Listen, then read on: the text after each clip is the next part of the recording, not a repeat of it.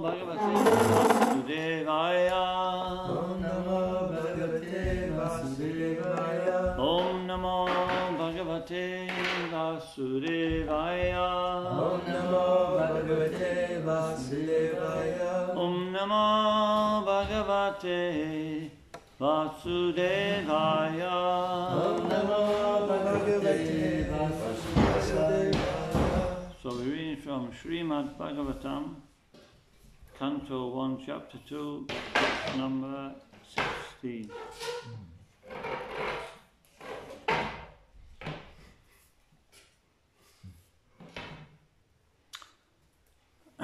Shushrusho Shraddhanasya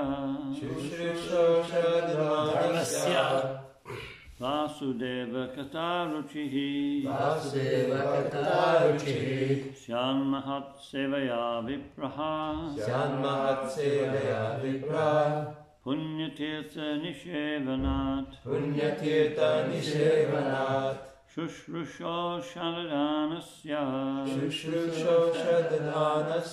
Vasudeva Kataruchihi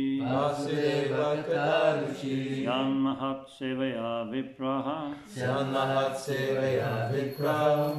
Punyatirtha Nishevanat Shushrusho Shraddhanasya Vasudeva Kataruchihi Syan Mahat Sevaya Vipraha Punyatirtha Nishevanat Shushrusho Shraddhanasya Vasudeva Kataruchihi Syan Mahat Sevaya Vipraha Punyatirtha Nishevanat Shushrusho Shraddhanasya Vasudeva Kataruchihi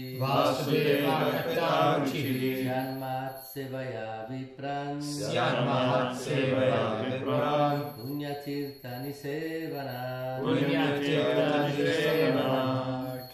Shushrusho Shraddhanasya Vasudeva Kataruchihi Syan Mahat Sevaya Vipraha Punyatirtha Nishevanat Shushrusho Shraddhanasya Vasudeva Kataruchihi Syan Mahat Sevaya Vipraha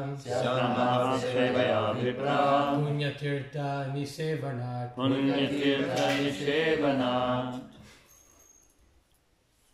Messages? No. Shushrusha, one who is engaged in hearing. Shraddhanasya, with care and attention. Vasudeva, in respect to Vasudeva. Kata, the message. Ruchihi, affinity. Syat, is made possible. Mahat Sevaya, by service rendered to pure devotees.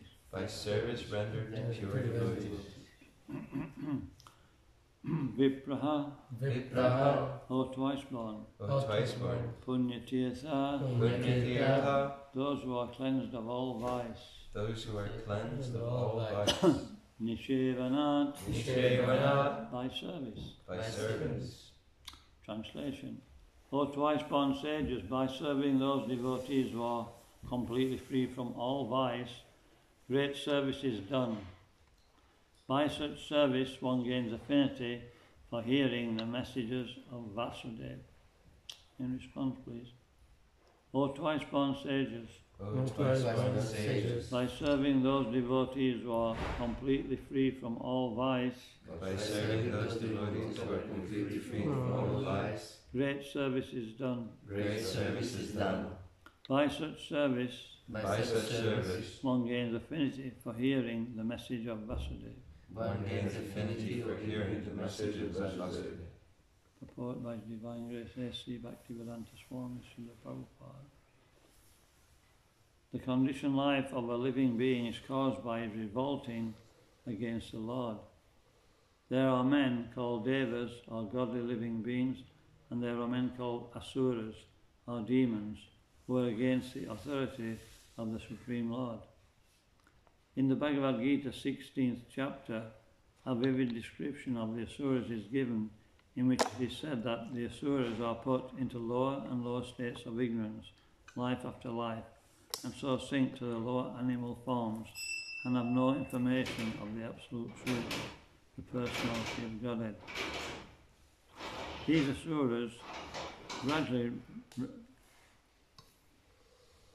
asuras are gradually rectified to God consciousness by the mercy of the Lord's liberated servitors in different countries according to the supreme will. Such devotees of God are very confidential associates of the Lord, and when they come to save human society from the dangers of godlessness, they are known as the powerful incarnations of the Lord and sons of the Lord, as servants of the Lord, or as associates of the Lord. But none of them falsely claim to be God themselves. This is a blasphemy declared by the asuras, and the demoniac followers of such asuras also accept pretenders as God or His incarnation. In the revealed scriptures, there is definite information of the incarnation of God. No one should be accepted as God or an incarnation of God unless he is confirmed by the revealed scriptures. The servants of God are to be respected as God by the devotees who actually want to go back to Godhead. Such servants are called Mahatmas or Tirthas, and they preach according to the particular time and place. The servants of God urge people to become devotees of the Lord. They never tolerate being called God. Sri Chaitanya Mahaprabhu was God himself, according to the indication of the revealed scriptures, but he played the part of a devotee. People who knew him to be God addressed him as God, but he used to block his ears with his hands and chant the name of Lord Vishnu. He strongly protested against being called God, although undoubtedly he was God himself. The Lord behaves so to warn us against unscrupulous men who take pleasure in being addressed as God. The servants of God come to propagate God consciousness, and intelligent people should cooperate with them in every respect. By serving the servant of God, one can please God more than by directly serving the Lord. The Lord is more pleased when he sees that his servants are properly respected, because such servants risk everything for the service of the Lord, and so are very dear to the Lord. The Lord declares in Bhagavad Gita 18:69 that no one is dearer to him than one who risks everything to preach his glories. By serving the servants of the Lord, one gradually gets the quality of such servants, and thus one becomes qualified to hear the glories of God. The eagerness to hear about God is the first qualification of a devotee eligible for entering into the kingdom of God. Om Gyanti Mirandasya Gyananjana Shalakaya Chakshurun Militam Jena Tasmai Shri Gurave Namaha. Nama Om Vishnu Padaya Krishna Prasaya Bhutale Srimati Bhaktivedanta Swaminiti Namine Namaste Saraswati Deve Gauravani Pracharine Nirvishesha Sunyavadi Pastacharya Shitarine.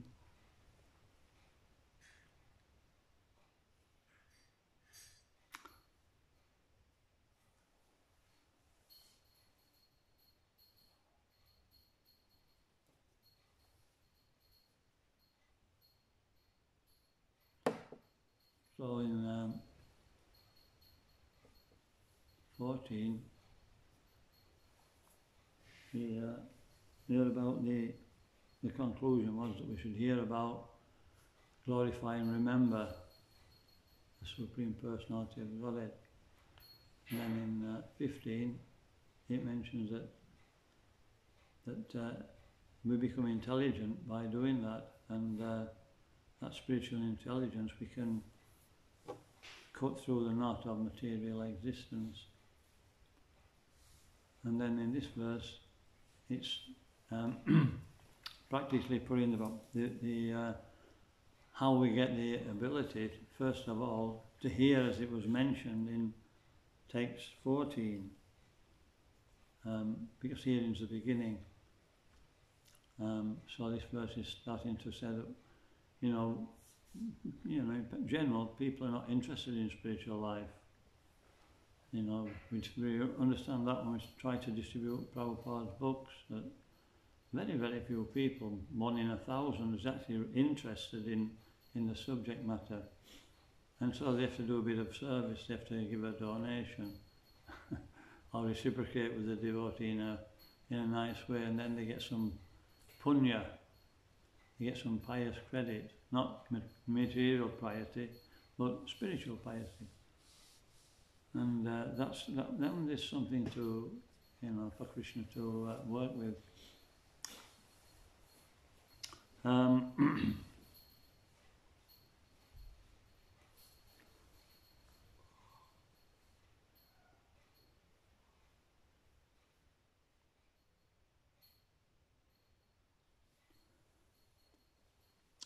So I'm just trying to go through this purport section by section.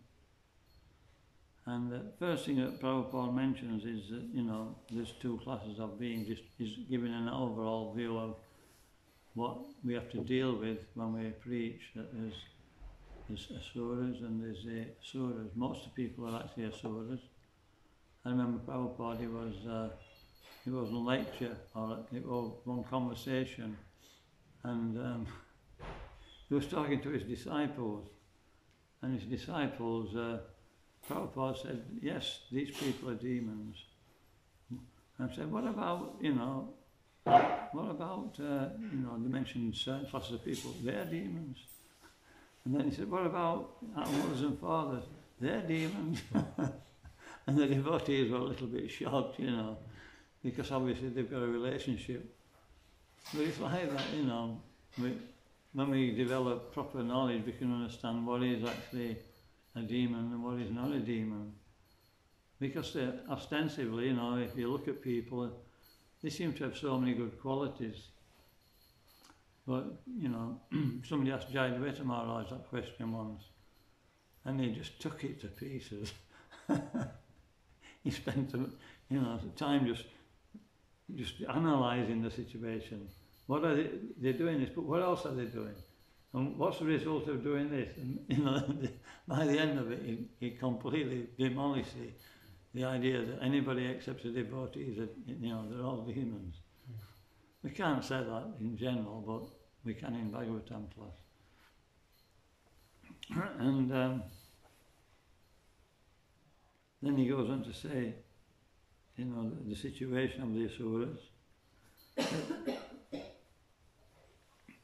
He says that the only possibility of the rectification at that point, we're always given a chance, aren't we? We've always got a choice to, take to Krishna consciousness or reject it. But when we keep refusing it, we just become so lost that we lose any ability to take it up again. And it says that's why the demons, they just like say lost. They've just discredited themselves so much and contaminated their own consciousness that it's just not attractive. And we see that. Then we can see people are not attracted.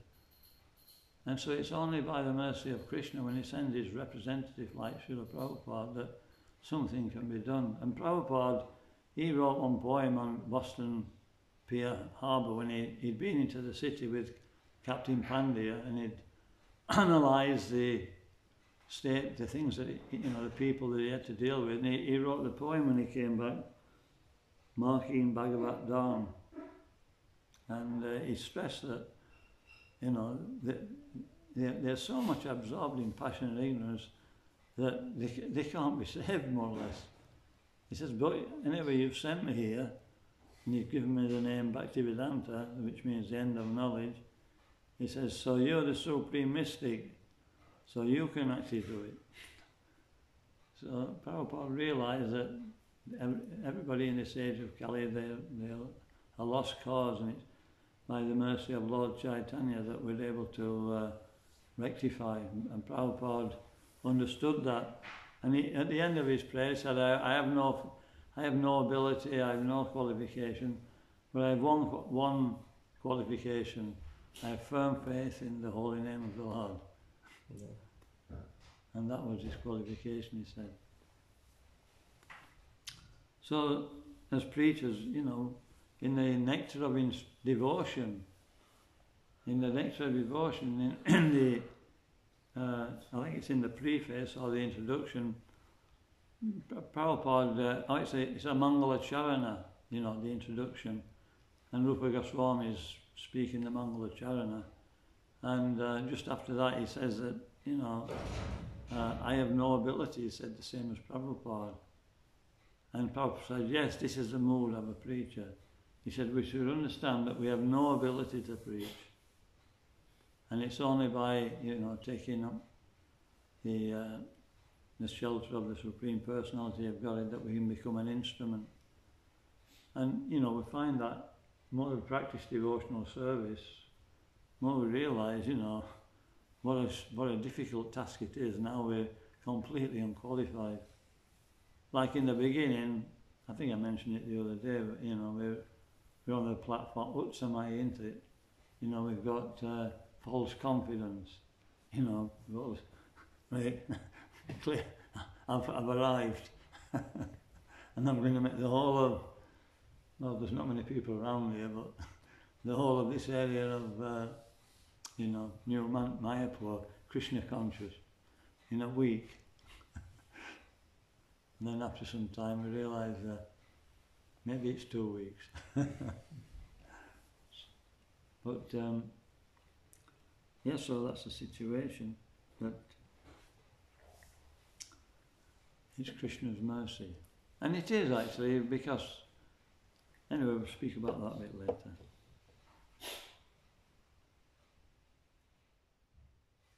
So it says they're not, it says they are known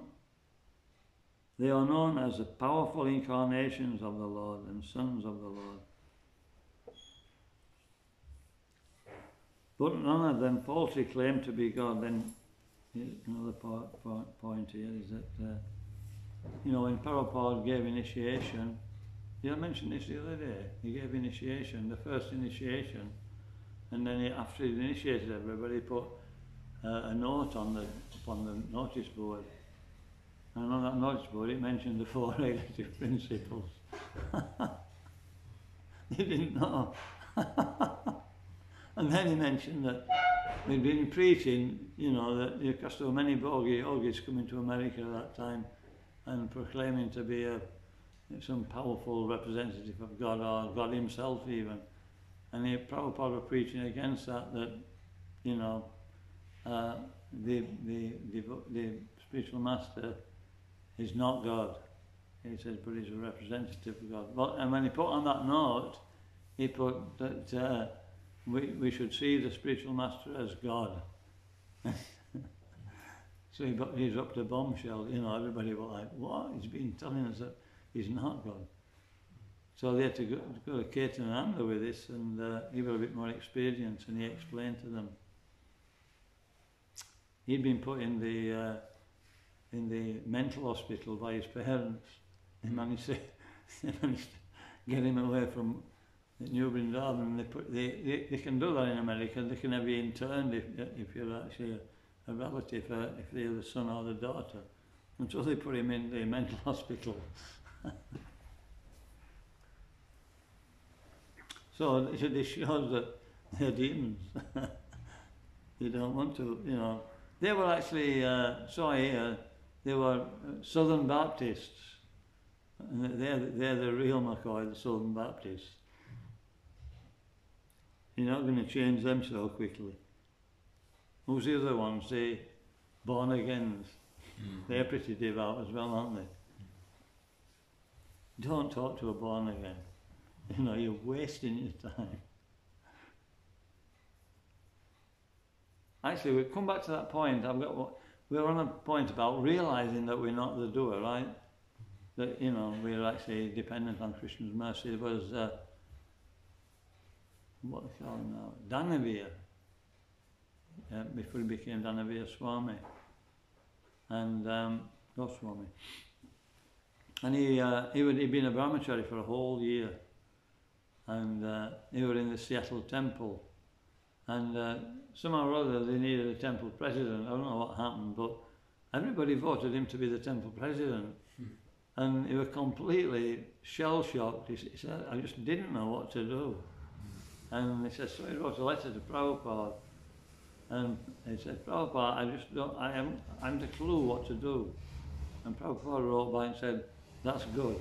He said, you should think the whole project will collapse unless Krishna helps you, or Krishna steps in. So it's quite a comforting thing, that, isn't it? If we actually don't know what to do, it's actually, we're in a healthy condition. It's when we think we can do something that things start to go pear-shaped, things go wrong. That's my experience anyway.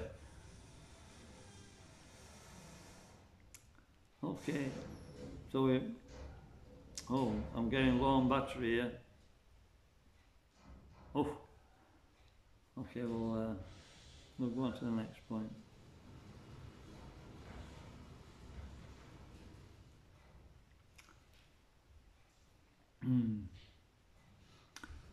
So in Bhagavatam, it mentions that Mahat Sevam Dwaram Aho Vimuktes Tamo Dwaram Yoshitam Sanyasangam. And this is explained that you know, Mahatma is either a personalist or an impersonalist. It's mentioned in that report. So, you know, and then sometimes Prabhupada mentions a Mahatma is a pure devotee. So, you know, we have to be careful that we understand the context that Prabhupada's speaking in when he uses terms. It's not, you know, it's not just a carte blanche thing. It depends on time, place and circumstance. Depends on the Shastra that he's reading from, the audience and the speaker, so many things. And so in this case, he's using, you know, in the explanation purport, he says that both impersonalists and personalists are Mahatmas. And, you know, the only thing it is that, you know, at least they're not gross materialists. They're trying to get free from the material energy. And there's very few people doing that. And some of them actually become liberated. Very few, but it's possible. So, you know, Prabhupada is definitely a Mahatma, you know. When you think about it, when we read these books, we tend to read them in a, you know, we've got used to reading them, you know, and we just like, but what's in those books is the highest knowledge in creation. You know, you get there's different levels of Shastra. In the Vedas there's the Tantras, the mantras, the mode of passion, the mode of goodness. And then you come to best of the mode of goodness scriptures is, you know, the 6 Puranas, and of them is Srimad Bhagavatam, which is actually the Amala Purana. It's a completely pure, no material contamination. And that starts to talk about Lord Vishnu up to the 10th canto. So, you know, understanding Krishnastu Bhagavan Swayam, Etecham Shakalapamsa. You know, all the incarnations are mentioned. Then at the end it says, but Krishna is the Supreme Personality of Godhead. So then, you know, all these previous incarnations are Bhagavan realization. So the highest realization, but then Krishna is the highest of those. So that becomes the emperor verse of the whole Srimad Bhagavatam. If we find anything contradictory, we just come back to that verse and it readjusts everything. And then we come to the 10th canto, let me see. There's one verse there. It's when Shukadeva Goswami is speaking to Parikshit Maharaj in the, I think it's in the 10th canto, 8th chapter, text 45. And, you know, he's just been talking about our Mother Yashoda. Mother Yashoda were told that Krishna's got dirt in his mouth. He's been eating dirt. You know, Balaram and the others. And so she immediately went and you know, she said, open your mouth. And he opened his mouth and she could see the whole universe, the whole creation in his mouth. And she could see herself and Krishna in his mouth. And she became bewildered, you know, and then she realized this must be the Supreme Personality of Godhead. And then, you know, Krishna covered it again so that the pastime could go on. And then at the next verse, Shukadeva Goswami says, I'll tell you what he says. He says that Traya Chupanishade Cha Sankhya Yoga Chasatpataha Upagiyamana Harim Samam Yat Atmana Amajam. It means that you know, in all the Vedas, in you know, the Supreme Personality of Godhead is eulogized in the Upanishads, in the Puranas, in different parts of the Vedas. But, you know, and great scholars try to understand the Supreme Personality of Godhead by reading these Shastras. He says, but it's amazing that, you know, here is, you know, Mother Yashoda, just an ordinary mother, and she's actually thinks the Supreme Personality of Godhead is her son. So that's the highest knowledge, is that when we come to the highest understanding, we don't know who God is. We just actually are so connected that we have a relationship with Him. He says, so this is actually described as the emperor verse of the whole 10th canto. So I'm just emphasizing that what Prabhupada brought us is not something ordinary. And when we read Bhagavad Gita, you know, we're already situated in transcendental knowledge before we get past the first, you know, the second chapter. And then everything else is talking about, you know, lower levels. And Prabhupada always says in the purport, doesn't he? He always puts Krishna as the Supreme Personality of Godhead, just to put everything in you know, Vaishnava perspective. And that's why sometimes you might find it a bit confusing reading the Bhagavad Gita. Okay, so remember we're talking about association, aren't we? Association of devotees.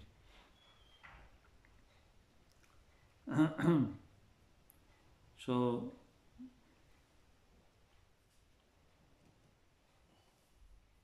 I mean, there's examples in Shastra about, you know, people who somebody. It's amazing how somebody can think is the Supreme Personality of Godhead. How is it possible? It's not possible, is it? Is it? Is it possible for somebody to think they're the Supreme Personality of Godhead? And yet everybody thinks that. Everybody in the material world, sooner or later, you know, they'll think like that. And, you know, this story of, you know, Krishna covers them and gives the intelligence to think like that. If you want to think like that, okay, you can believe it. And he gave this king, they call him Pondraka, you know, he stuck an extra pair of arms on his body. You know, it's like a, you wouldn't even tell a kid that, would you? You know what I mean? But he was serious. And then when Krishna saw him, he just started laughing. Look at this idiot, you know, he's making a complete fool of himself. What do you do? Anyway, I can't say too much about that, you know.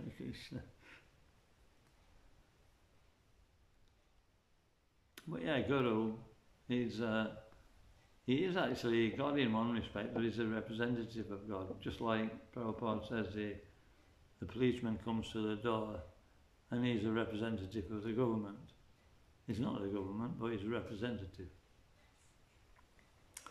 And that's the next point. Yeah, that's how we make advancement, isn't it? Through respecting Krishna's devotees. If we associate with them properly, we get so much. It says here that the devotees risk everything to preach. So what do they risk? They're under, pure devotees completely under Krishna's protection, so what are they risking? I mean, we're not supposed to be pure devotees, are we? We may be preaching, and we may get entangled. We try to do books in the sunny weather, and everybody.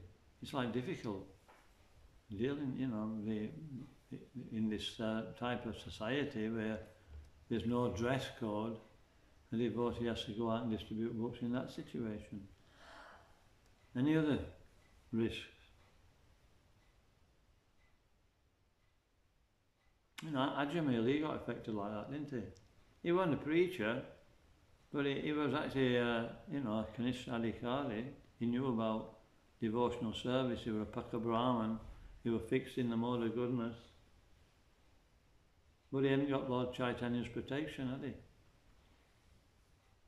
And then when he came to the wrong association, he completely lost it. And, the other Sampradayas, sometimes in Manchester there's one temple near the ISKCON temple, and there it's just run by the congregation, So it's not really very spiritual. It's just like a power. It's like a power fight to see who can be the top dog sort of thing. But they invite sometimes brahmacharis over from other mats, The one there from the Kumara Sampradaya once. And they quite frankly admit that we don't know the devotees in ISKCON can preach in the western cities. He says we keep away from, as much as possible from being in that situation. And so it's Lord Chaitanya's mercy. Lord Chaitanya's, he makes us, what's the word? Let's have a look.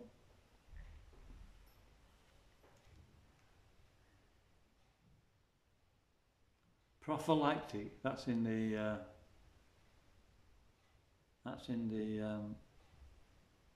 Upanishads, isn't it? Shri Upanishad. In one verse it says it's prophylactic. That means, I remember when I used to be an electrician, and we used to have cables, and they call that, that insulation between the phases and from people touching, they call it a prophylactic covering. So when we associate with Krishna and his devotees, we get protection. We get subtle protection, the mind. When we chant the Hare Krishna mantra, we get a prophylactic protection. Otherwise, but it's, we still need regular association with devotees. That's the point. And it's like if we don't, what happens is we get. Has anybody heard of osmosis? Osmosis. Are you a biologist? No. Osmosis? Eh? Osmosis? Yeah. Yeah. You can't tell us what it is. According to what I know, if you put something in a liquid, the liquid is absorbed. It'll even soak if it itself. is in direct contact, it's like it's absorption from. Like blotting paper, isn't it? Sorry? Like blotting paper. Yeah. They don't use it now, do they? No. Used to- At school we had piece of blotting paper and you put it on the ink and it sucks it up. Like a tree, it drinks through its roots. It's a capillary action. So in other words, it's absorbing its surroundings. So that's what we do. We absorb our surroundings. And when we go out into and preach, we're actually absorbing their karma to some degree. And if we don't do anything about it, we get very much affected by it. So Prabhupada said we should try and go to the Holy Dam once a year and really get a soaking of in spiritual association.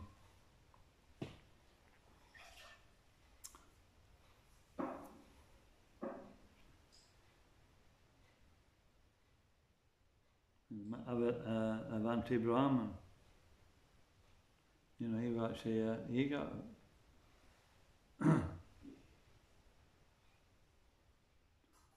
now we're talking about our devotee, what he risks. So you know, he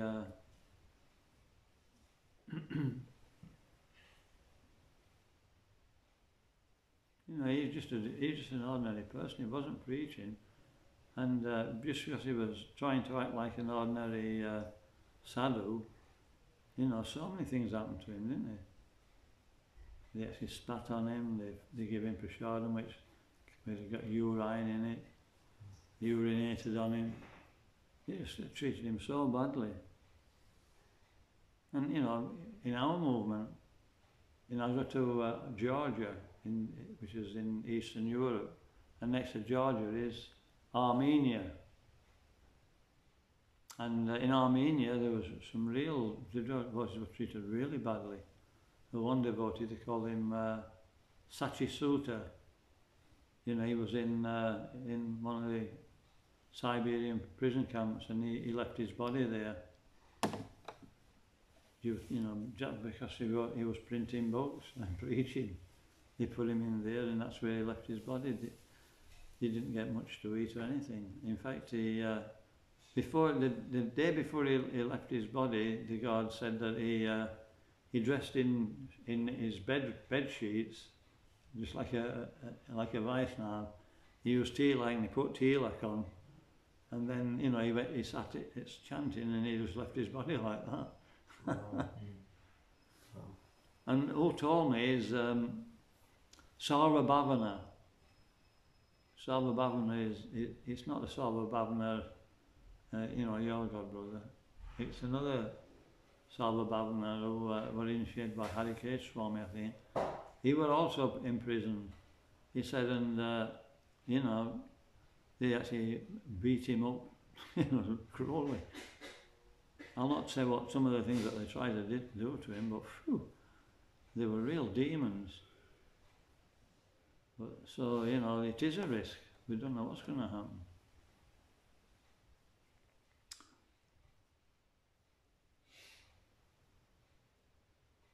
Okay, we'll go on to the next point.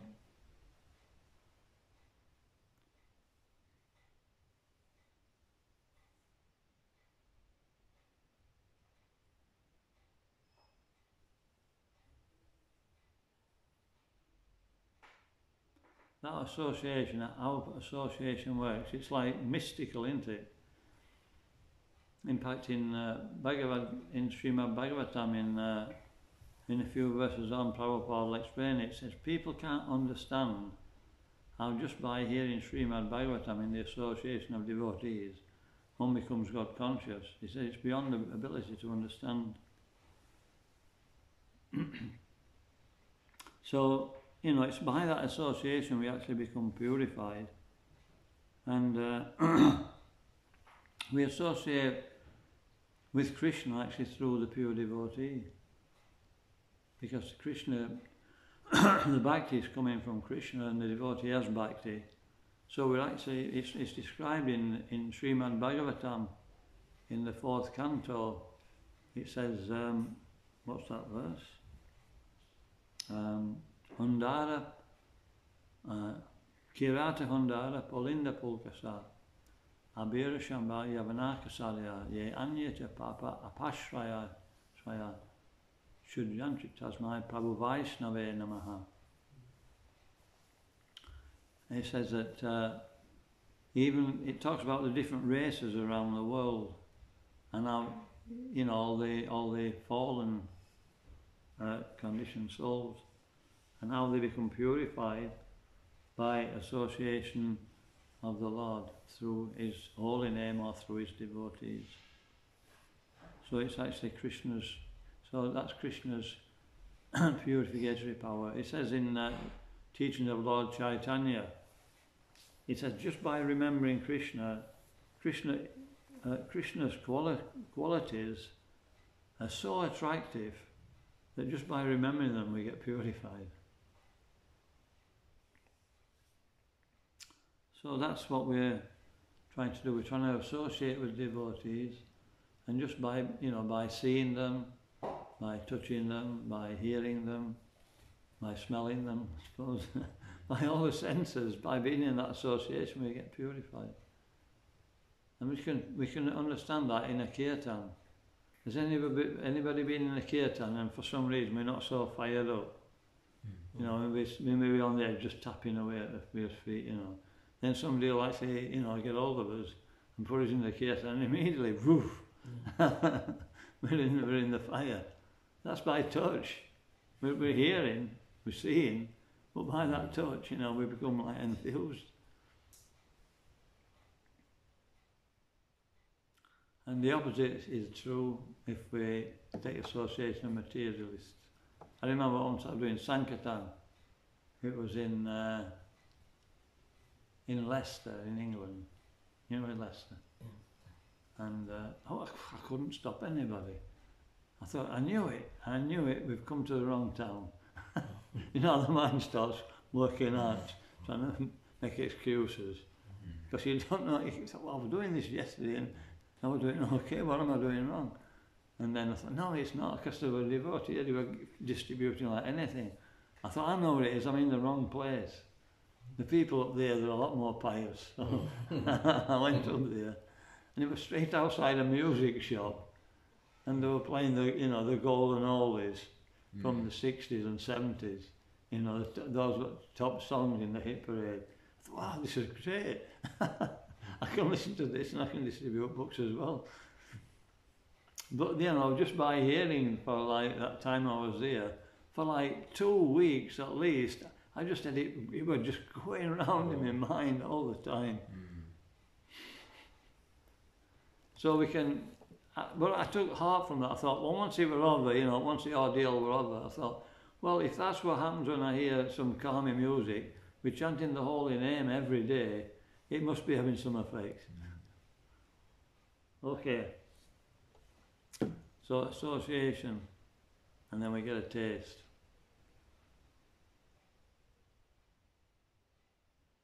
And that's it. Gantara Srimad Bhagavatam Ki Jai. Any comments or any questions?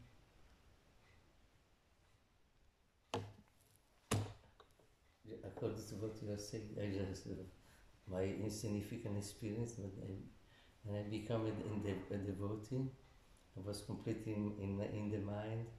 I went to Villa Vrindavan in Italy, and when I went inside the temple, I started to dance even without willing it. Just by being there. The atmosphere. It was when the deity were installed. And I started to dance. Yeah. I did, Yeah, I remember the first time I visited the temple. I went to a Namhata first, and I got some, some taste.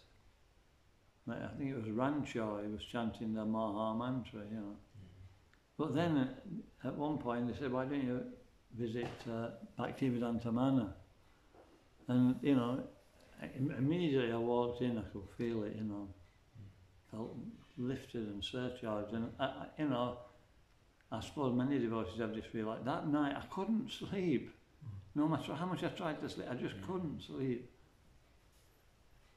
Because there was such a buzz. Now I can. No problem. Has anybody else had that realization? When you visit a temple, or for the first time, if you stay overnight, you find it difficult to take rest? No? No? You must be more in the mode of goodness, Emmy. Okay.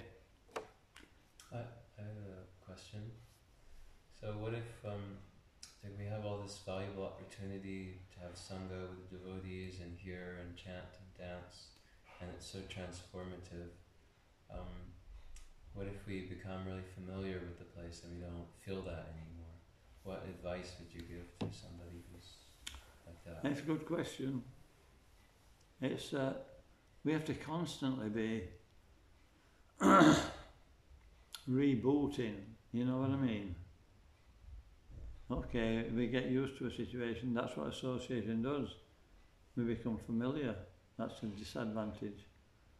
But that's why we're reading, we just actually, if we read properly, we can understand what a jewel we've got, you know? And Krishna gives us a reminder sometimes, you know. So, but that's not advisable usually. We have to learn by the school of hard knocks. But it's best to learn by reading Prabhupada books, going to Bhagavatam every day, and we just, if we're listening properly, we've been reminded of where we were at before we came. You know, it's just like there's no comparison, because that's what happens. After a while, we live in the temple, and we have association of devotees, and we just subconsciously or automatically project that on society, because that's all we've known for a while. We've forgot about the life before and the turmoil we went through. We've come to a new life. And the tendency is, I think, if we become too familiar and we get a little bit loose with this chanting, that, you know, we may come under the illusion that it's not so bad out there. You know, but we don't want to learn that way, you know. And it is bad. So bad. And it's getting worse. More control. So that's one thing. And, you know, you have to be enthusiastic. Enthusiasm don't mean we feel it. It's not like we're jumping 6 foot off the floor, you know, in a kirtan all the time. Sometimes we just don't feel like that. And it may be due to our lack of Krishna consciousness, but that's where we're at. And so we have to just think, well, I have to be enthusiastic. I've got nothing to be enthusiastic about according to my mind, but we read and we see there is something to be enthusiastic. Or even if we haven't read, just get into whatever service is happening at that time, and you'll be enthusiastic after some time. It's just that the mind is actually, you know, giving us a beating. And, you know, it may be that before we just had to think about the situation for a short while and we were enthusiastic. And it may be that after some time you have to really absorb yourself in it. You know, Krishna's helping us to become more absorbed, become more less complacent and more, what's the word when we're more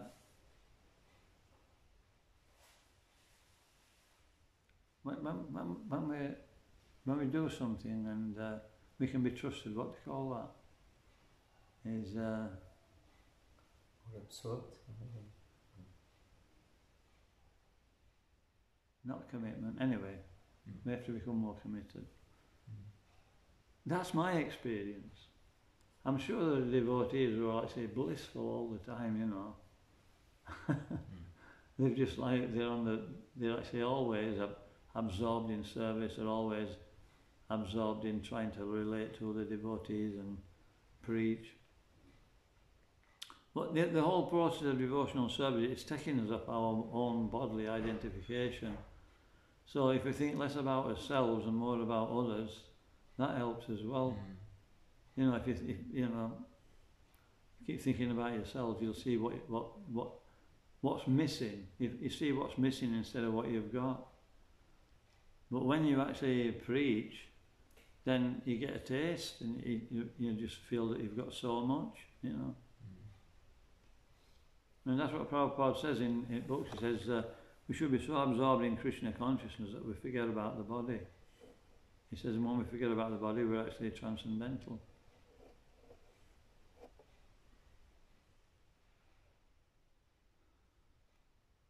haven't said anything new, but here it is. Thank you very much. Okay. Kanchara Srimad Bhagavatam Ki. Jai. Thank you, Maharaj.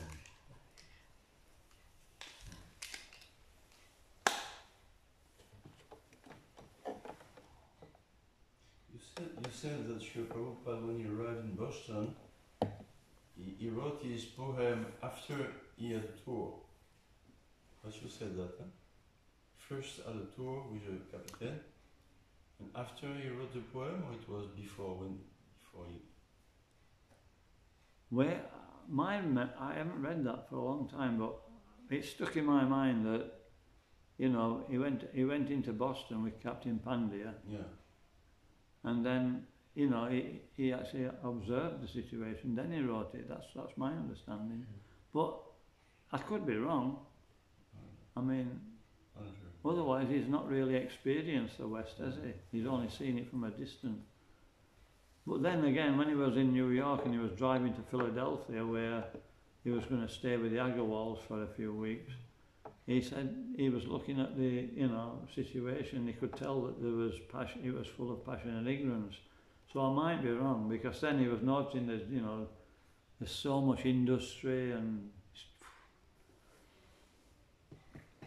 Anyway, the main thing is he wrote it. That's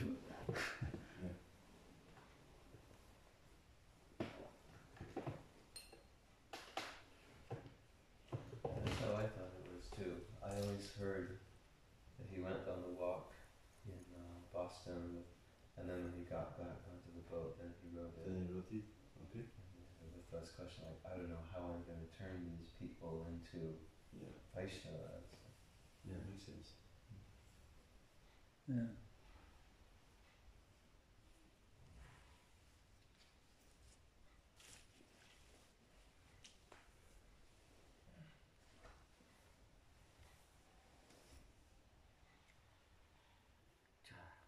Hare Krishna.